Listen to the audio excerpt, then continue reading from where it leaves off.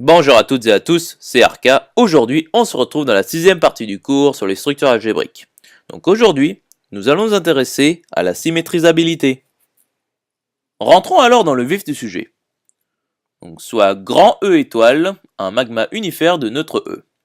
Donc il y a symétrisabilité dans grand E, si et seulement si, pour tout x de grand E, il existe un y de grand E tel que x étoile y égale y étoile x qui est égal à E.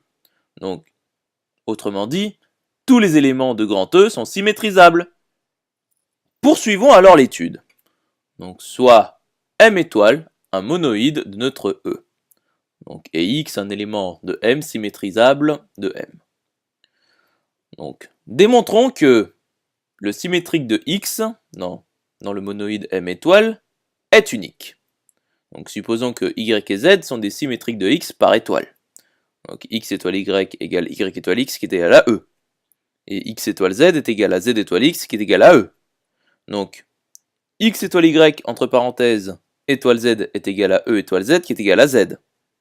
Donc, Y étoile X, entre parenthèses, étoile Z est égal à Z, car X étoile Y est égal à Y étoile X.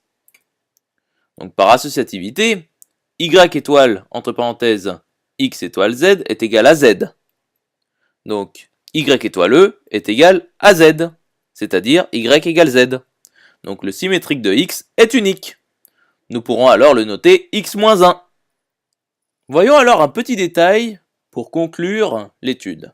Donc attention, si un élément est symétrisable dans un magma M étoile, cela ne signifie pas pour autant que tous les éléments de M sont symétrisables. Donc voici un contre-exemple. Prenons le magma N+, avec N l'ensemble des entiers naturels. Donc 0 plus 0 égale 0.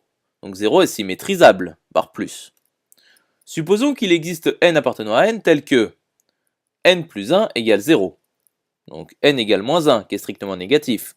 Donc ceci est absurde, n n'appartient pas à n. Donc 1 n'est pas symétrisable. J'espère que cette vidéo vous aura plu et vous sera utile. On se retrouve dans la 7e partie.